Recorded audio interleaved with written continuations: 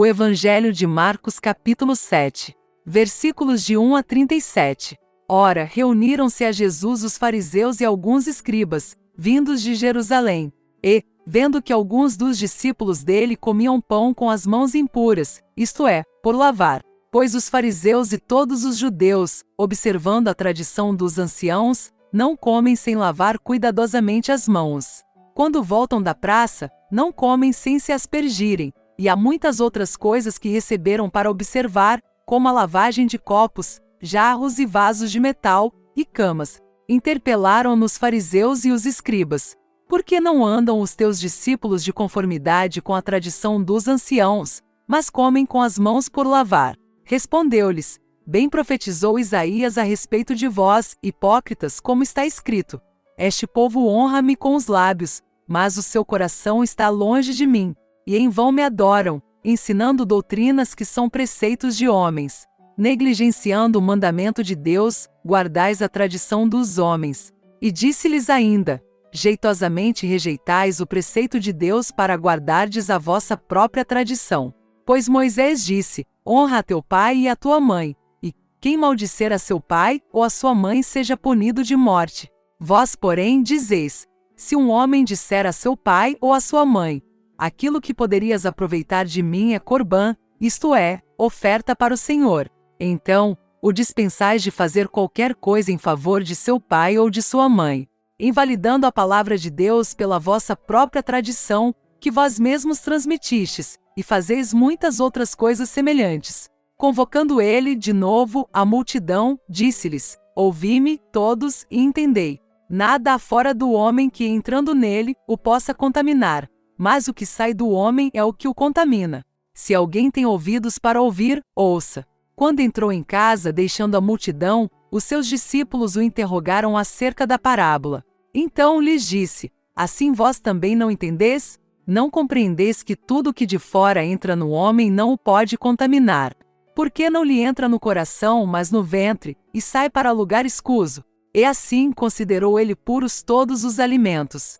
E dizia: o que sai do homem, isso é o que o contamina. Porque de dentro, do coração dos homens, é que procedem os maus desígnios, a prostituição, os furtos, os homicídios, os adultérios, a avareza, as malícias, o dolo, a lascívia, a inveja, a blasfêmia, a soberba, a loucura. Ora, todos estes males vêm de dentro e contaminam o homem.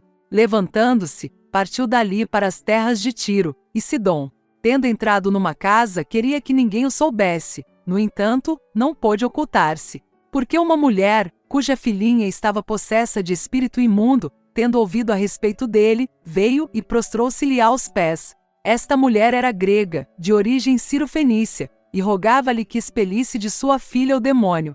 Mas Jesus lhe disse: deixa primeiro que se fartem os filhos, porque não é bom tomar o pão dos filhos e lançá-lo aos cachorrinhos. Ela, porém, lhe respondeu: sim, Senhor, mas os cachorrinhos, debaixo da mesa, comem das migalhas das crianças. Então lhe disse: por causa desta palavra, podes ir, o demônio já saiu de tua filha. Voltando ela para casa, achou a menina sobre a cama, pois o demônio a deixará. De novo, se retirou das terras de Tiro, e foi por Sidom até ao mar da Galileia, através do território de Decápolis. Então lhe trouxeram um surdo e gago, e lhe suplicaram que impusesse as mãos sobre ele. Jesus, tirando da multidão, à parte, pôs-lhe os dedos nos ouvidos e lhe tocou a língua com saliva.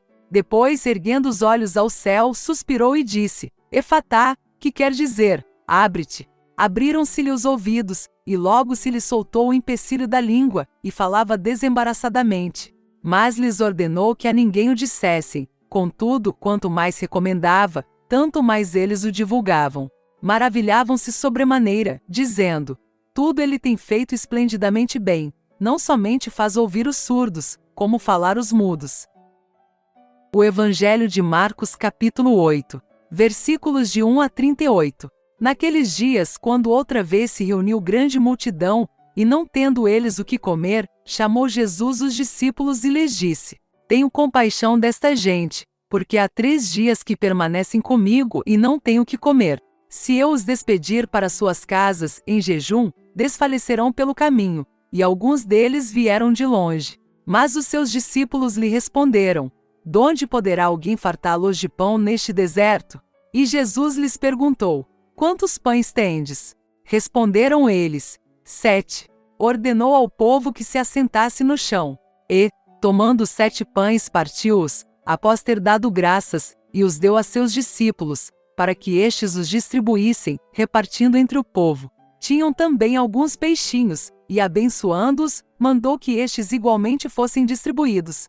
Comeram e se fartaram, e dos pedaços restantes recolheram 7 cestos. Eram cerca de 4.000 homens. Então, Jesus os despediu. Logo a seguir, tendo embarcado juntamente com seus discípulos, partiu para as regiões de Dalmanuta. E, saindo os fariseus, puseram-se a discutir com ele, e tentando-o, pediram-lhe um sinal do céu. Jesus, porém, arrancou do íntimo do seu espírito um gemido e disse: "Por que pede esta geração um sinal? Em verdade vos digo que a esta geração não se lhe dará sinal algum."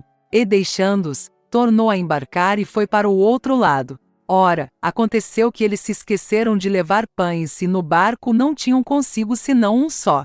Preveniu-os Jesus, dizendo: "Vede, guardai-vos do fermento dos fariseus e do fermento de Herodes." E eles discorriam entre si: "É que não temos pão." Jesus, percebendo-o, lhes perguntou: "Por que discorreis sobre o não terdes pão? Ainda não considerastes nem compreendestes? Tendes o coração endurecido? Tendo olhos não vedes? E tendo ouvidos não ouvis?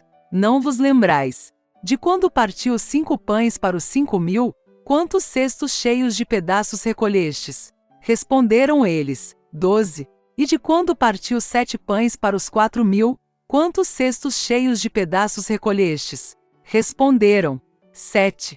Ao que lhes disse Jesus: "Não compreendeis ainda?" Então chegaram a Betsaida, e lhe trouxeram um cego, rogando-lhe que o tocasse. Jesus, tomando o cego pela mão, levou-o para fora da aldeia, e aplicando-lhe saliva aos olhos e impondo-lhe as mãos, perguntou-lhe: "Vês alguma coisa?"